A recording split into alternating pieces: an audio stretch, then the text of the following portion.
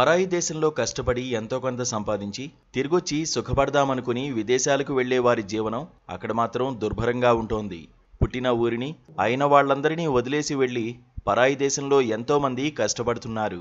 కష్టం ఎలాగూ ఉంటుంది, కనీసం కంటి నిండా నిద్రపోవడానికి కూడా అష్టకష్టాలు పడుతున్నారు. ముఖ్యంగా బతుకుదెరువు కోసం దుబాయ్కి వెళ్లే వారి పరిస్థితి దారుణంగా ఉంటోంది. ప్రవాసులు అక్కడ ముఖ్యంగా ఎదుర్కొనే సమస్యల్లో ఇల్లు కీలకం. కానీ అక్కడ వాళ్లు పరదాల చాటున కాపురాలు చేయాల్సి వస్తోంది. డబ్బుల కోసం అక్కడి ఇంటి యజమానులు తమ ఇళ్లను అనేక భాగాలుగా విభజించి అద్దెకి ఇస్తున్నారు. అవెంత చిన్నగా ఉన్నాయంటే ఒక గది అంటే ఒక మంచం పట్టేంత స్థలం మాత్రమే. ఆ మంచం చుట్టూ ప్లైవుడ్ లేదా పరదాలు కట్టుకుని కాపురాలు చేసే దుస్థితి ఇప్పుడు పలువురికి ఈ అవకాశం కూడా లేకుండా పోతోంది. ఈ తరహా నివాసాలపై అధికారులు ఉక్కుపాదం మోపుతున్నారు.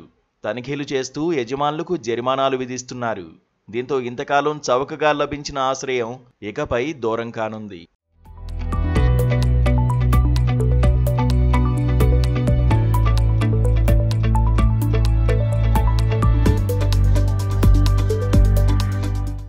సంపన్నుల నిలయమైన దుబాయ్లో సగటు కార్మికుడికి పడుకునే చోటు లభించాలన్న సవాలక్ష సమస్యలు. అనేక తెలుగు ప్రవాస కుటుంబాలు తమ వారిని కలుసుకోవాలంటే ఏ రెస్టారెంట్లోనో పార్కులోనో మాత్రమే కలుసుకుంటూ ఉంటాయి.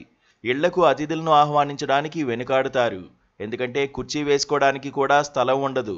దుబాయ్లో అద్దెకిచ్చే ఇళ్లు సైజులో పెద్దవే గాని వాటిని నియమాలకు విరుద్ధంగా విభజించి మంచాలు లేదా గదుల వారీగా అద్దెకిస్తున్నారు. ఇది యజమానులకు ఆర్థిక లబ్ధి చేకూరుస్తోంది. ప్రవాసులకు చవకగా ఆశ్రయం లభిస్తోంది. దుబాయ్ నిబంధనల ప్రకారం ఒక గదిలో ఒక మనిషికి కనీసం 3.7 చదరపు మీటర్ల వైశాల్యం ఉన్న స్థలం ఉండాలి.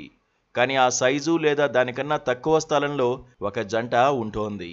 ఒక గదిలో ఒక జంటకు బదులుగా 4 జంటలు పరదాలు కట్టుకుని బంకు బెడ్డుల్లో కాపురం చేస్తుండగా బ్యాచిలర్లైతే 10 మంది వరకు నివసిస్తున్నారు. తెలుగు ప్రవాసులు ఎక్కువగా ఉన్న దేరా, రిగ్గా, కరమా, సత్వా, మురక్తాబాద్, బర్ దుబాయ్ల్లో షేర్ అకామిడేషన్ పేరిట ఈ సంస్కృతి ఎక్కువగా ఉంది. ఒక గది అద్దె 4000 దిర్హాంలు ఉంటే 4 జంటలు 1000 దిర్హాంల చొప్పున చెల్లిస్తూ ఆ ఒక్క గదిలో ఉంటున్నాయి.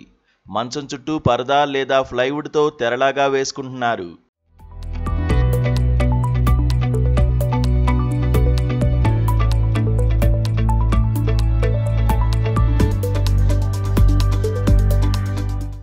యజమానులు తమ ఇళ్లలోని మొత్తం స్థలాన్ని అద్దెకిస్తుండటంతో గాలి, వెలుతురు లేని ఇరుకు కారణంగా పలువురు ఆరోగ్య సమస్యల బారిన పడుతున్నారు. అంతేకాదు అగ్ని ప్రమాదాలు చోటు చేసుకుంటున్నాయి.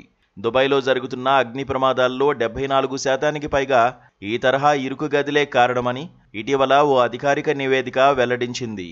ఈ నేపథ్యంలో షేర్ అకామిడేషన్పై అధికారులు కొరడా జలిపిస్తున్నారు. పోలీసులు, మున్సిపాలిటీ, విద్యుత్ అధికారులు సంయుక్తంగా తనిఖీలు చేస్తూ జరిమానాలు విధిస్తున్నారు. దీని వెనుక దుబాయ్ స్థిరాస్తి వ్యాపారుల హస్తం కూడా ఉన్నట్లు తెలుస్తోంది. షేర్ అకామిడేషన్ విధానం తమ వ్యాపార అభివృద్ధికి అడ్డంకిగా తయారైందని భావించి దానిని తొలగించడానికి ఒత్తిడి తెస్తున్నట్లు సమాచారం. దీంతో ఇంతకాలం నగరం నడిబొడ్డున నివసించిన తెలుగు ప్రవాసులు ఆశ్రయం కోసం ఇతర ప్రాంతాలకు వెళ్తున్నారు. ముఖ్యంగా అద్దె తక్కువ ఉండే షార్జాకు తరలి వెళ్తున్నారు. అయితే ఇది చాలా మందికి ఆర్థికంగా భారంగా పరిణమిస్తోంది. ఉభయ గోదావరి జిల్లాలకు చెందిన వందలాది మంది మహిళలు దుబాయ్లో ఇళ్లలో పాచి పనులు చేస్తుంటారు. వీరందరూ షార్జాలో ఉండి దుబాయ్కి వెళ్లి రావడానికి డబ్బు పరంగా ఇబ్బందులు ఎదుర్కోవడమే కాక ప్రయాణంతో తీవ్రంగా అలసిపోతున్నారు.